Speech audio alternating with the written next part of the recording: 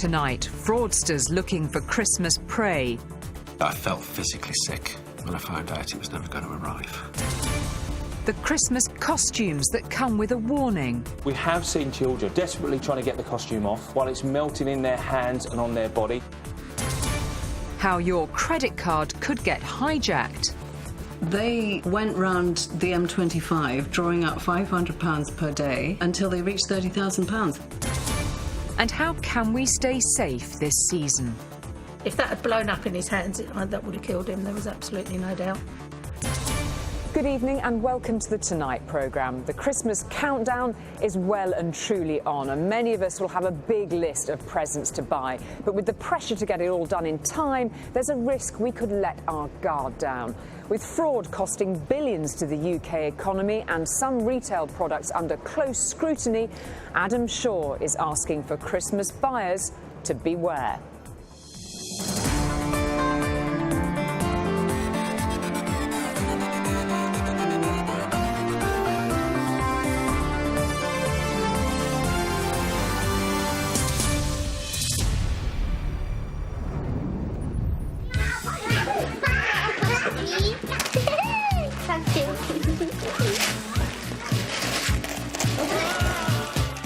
Kids, Christmas trees and presents aplenty.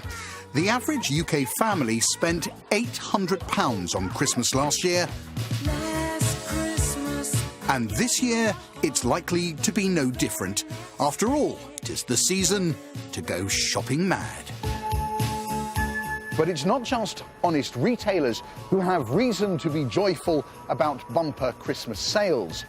Fraudsters are lining up sophisticated and sometimes dangerous scams to part us from our cash. So we're going to have to keep our wits about us if we're going to stay safe and keep the cash from the crooks. I'm out doing a spot of special Christmas shopping, only this year I'm looking for fake goods. Our hidden cameras show that I appear to be getting top brands at unbelievable prices. So how much was that? 25. Later we'll find out how much of this stuff is authentic. Thanks very much. People can get ripped off in the real world, but it can just as easily happen online, with 1 million cyber attacks predicted to hit UK internet shops daily in the run-up to Christmas. And no one is safe from the scammers, even retail giants like Amazon.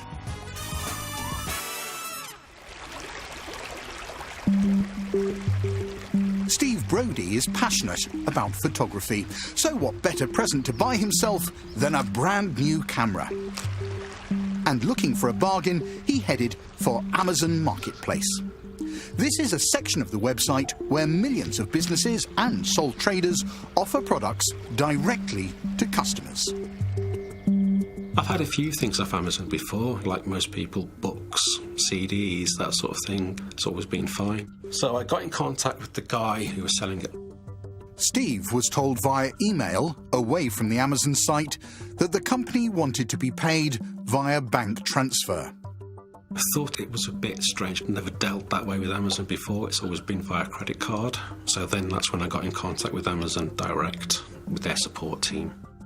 Their customer service agent appeared to give Steve the wrong advice, suggesting that paying this way was fine and that he'd be covered under Amazon's guarantee.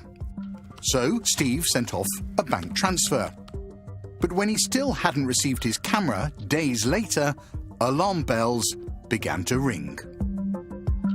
Went onto the Amazon forums and there's quite a few people on there who'd been affected by the similar sort of things. Somebody suggested actually emailing Jeff, he's the boss. About a day later I got an email back saying, sorry, that's just the way it is. You've not followed the correct process in buying something from us, so we don't think we're held responsible for any actions taken. The scammers had actually hijacked an authentic Amazon sellers page, uploaded hundreds of products and lured unsuspecting customers away from the site to rip them off. Steve had just lost £615. I felt physically sick when I found out it was never going to arrive. I actually went to the toilet and was sick. I wouldn't have sent the money if I thought it weren't going to support me. Steve and many thousands like him lose substantial sums of money and then appear to have nowhere to turn for help. And that, say consumer champions Which, isn't good enough. Do you think businesses like Amazon are doing enough to protect their customers? No, I don't think businesses are doing enough, and I think these scams are becoming ever more sophisticated. And the big push this year from businesses, from banks, from the police has all been around consumer awareness and education. Right. So what should businesses like Amazon be doing? Well, I think in this case, Amazon needs to clearly be doing more with their own customer service agents. They should also be providing some clear information and good advice and guidance to customers proactively. So, for example, transferring money through a bank transfer is often, a bit risky. Clearly, Amazon taking a very tough stance. Do you have sympathy for the guy who lost all that money? Oh, completely. I think a lot of people are being taken in this kind of way. We don't know the full extent of it because people aren't reporting these kind of frauds. So, should Steve get a refund? I mean, you would expect that, wouldn't you, from any shop? If one of their customer service advisors had said, we will refund you, that the company would then honour that. So I think Amazon should look at that, and they should look at whether Steve should get his money back. And when Tonight got involved, that's just what they did. Originally, Amazon had said he wasn't entitled to any refund, but they changed their mind and Steve received £600 back into his account.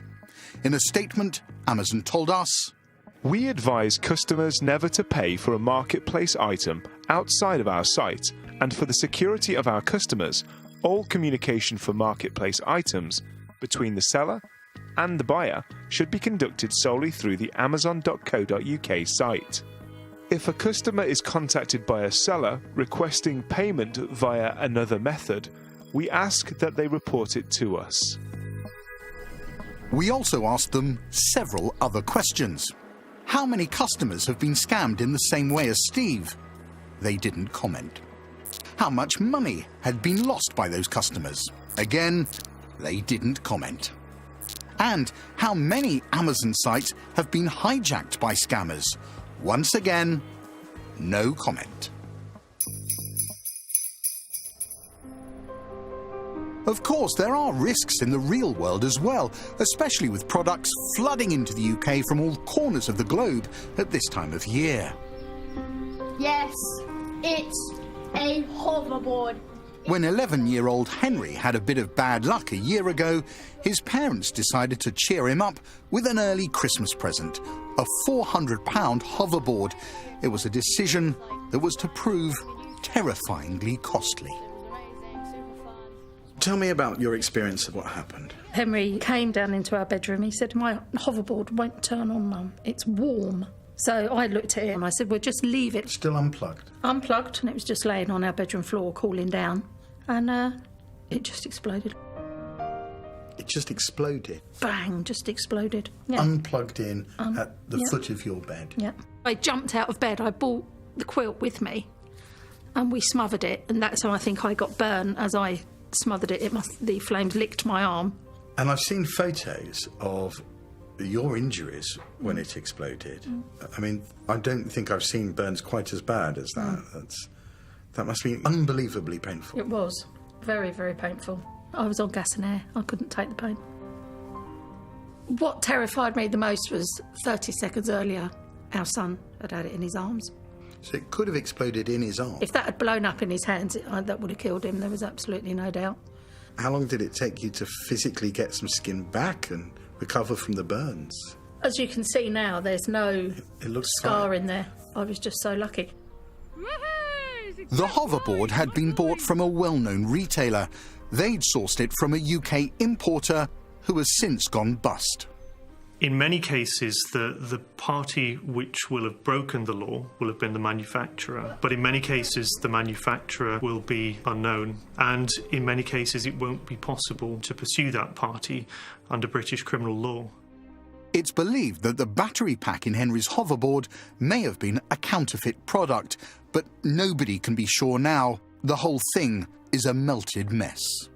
I don't think a great deal has changed in the past year in terms of the system of regulation or the checks and balances we have in place to stop this sort of thing happening, and I can see exactly the same thing happening again this year. And that's a concern shared by the campaign group Electrical Safety First, who were trying to identify other dangerous goods being offered to the public at knockdown prices. So we've got a whole range of goodies here, potential Christmas presents. They look lovely, so what's wrong with them?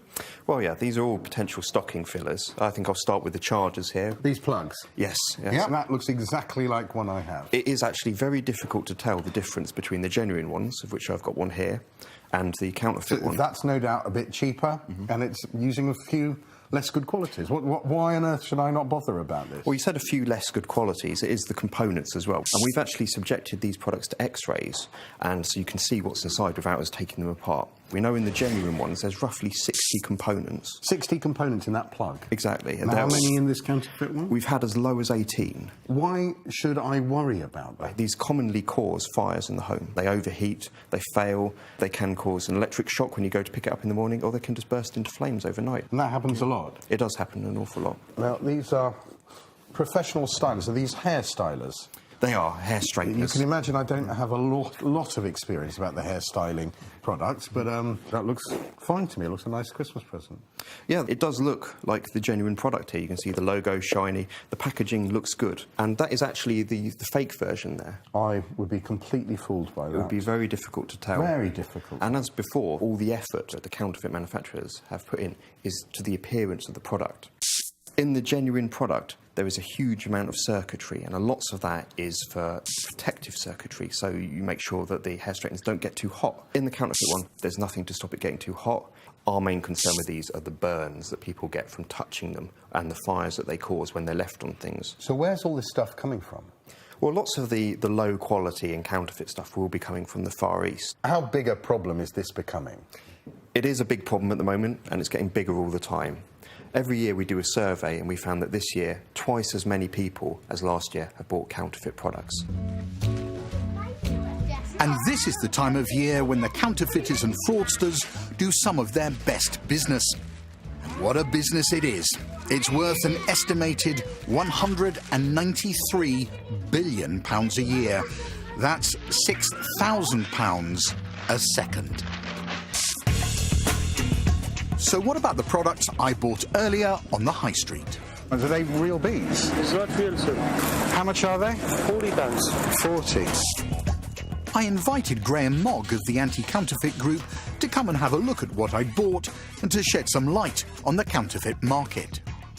So, Graham, this is my shopping haul. So what surprised me was how open the shopkeepers were about these were fakes. Yeah, ladies rolling. There was no pretense about it being anything other than it was. Is that common? Yeah, it doesn't surprise me. A lot of the traders that trade in counterfeit goods know that there's quite a limited resource when it comes to law enforcement. If consumers are buying with their eyes open, they know it's fake. Where is the harm if the consumer isn't being duped? Counterfeiters do not pay any taxes. So that money that should be flowing into the revenue that allows us to have a National Health Service and entities like that is stopped. That cash goes to the criminal entity and funds other criminality. And there's clear links now to organised crime, terrorism, people trafficking, drug trafficking being funded by the purchase of counterfeit goods. It's not just shops and markets, is it? Because I went onto Facebook. I found a group which actually promotes itself as selling counterfeit makeup. It's cheap and lots of people love it. What's wrong with something like that? If you look at the content of some of the products, especially the makeup, the perfume, the lead content within cosmetics has been known to actually cause blood poisoning. It can cause fetal damage. Makeup applied to your skin can actually take the skin off your face. We've had instances where mascara has been used and the eyelids have been glued. I mean, that's shocking. Are sites like Facebook and other internet sites, are they awash with this sort of stuff? Operation Jasper, which is a national operation against the sale of counterfeit products on Facebook, it identifies between 30 and 40,000 images every day of counterfeit products. So yes, it's a wash, but we are doing lots of work in the background with law enforcement to try and reduce that threat. Facebook states that it works hard to take down any page that advertises fake goods, and the page we found selling counterfeit makeup has since been disconnected. Rocking around the Christmas tree at the Christmas party. Forget fake goods and real-world shopping. My feet need a break and I need a coffee. And with public Wi-Fi, I can continue looking for Christmas presents online. But I could be in trouble again. Fortunately, this is a staged scenario in Duo Security's coffee shop, and the person who is hacking into my computer is IT expert Chris Chubb. Hi, Chris. Hello. So, I've been doing some shopping online. I know you have. Yes, I know you've been spying on me. How much of what I was doing could you see? Just about everything. Have you got the credit card details? Yes, right here. How are you doing that? That's extraordinary. The Wi-Fi was unsecured, so I was able to get in the way of your communications. And now I have full access to your computer and can do pretty much anything. So what are the most common ways that a crook could steal my private information? A crook is going to want to get as many as they can at a time. So what they'll do are things like phishing attacks, where they'll send out emails to get your interest in clicking on them. They'll say things like, your account will be shut down if you don't click on this, or a package you order won't be delivered. So just touching on any public Wi-Fi is potentially dangerous? It can be dangerous, for sure. So a handful of things we should be very wary of would be what? Yeah, be wary of connecting to Wi-Fi networks you don't trust, particularly if they do not have a password. Be wary of any warnings that you see appear. Any strange behavior on your computer. But what happens after the hackers have got our details is truly astonishing. These computer criminals will sell our details on a secretive part of the internet, the dark web. At a touch of a button, these fraudsters can purchase our details for as little as £12. And look, they even leave each other feedback. How nice. What on earth can people do to protect themselves? Keep your software up to date. Use strong passwords whenever possible. Do people do that? No. The most common password is password. The most common password is password? Well, yeah, until they started requiring alphanumeric characters, and then it became password 1. Anything else people should be aware of? Yeah, they should use two-factor authentication when it's available. And what's that? Rather than requiring just your username and password to log in, it'll require something else from you.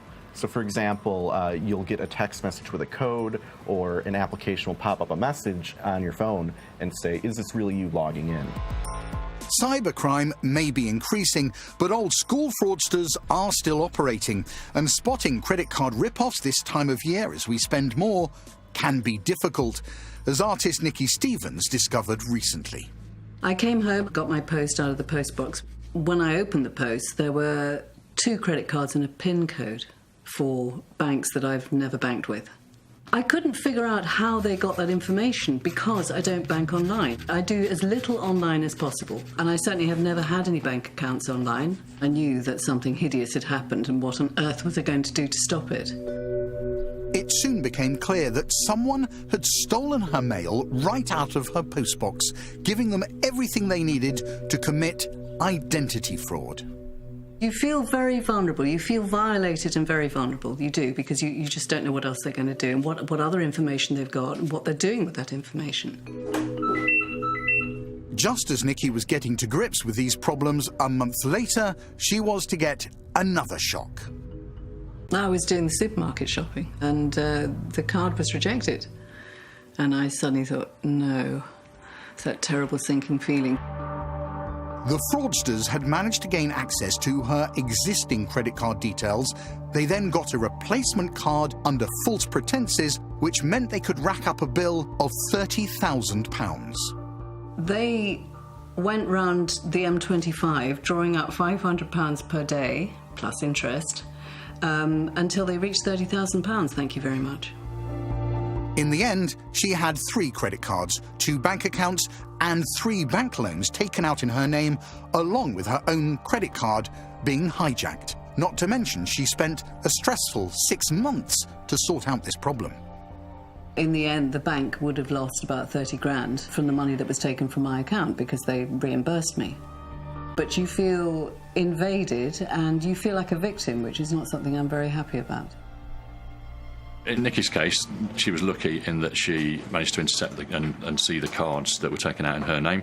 A lot of people don't. If the fraudster's managing to get the cards out of your mailbox, you'll never know that they arrived. Sending the cards in the post is essentially one of the security checks and features of the whole distribution system for credit and debit cards. If the fraudster can circumvent that and they've got your name, address, date of birth, it's relatively easy for them to take out a credit card in your name. So that postal intercept and making sure your post is secure is very, very important.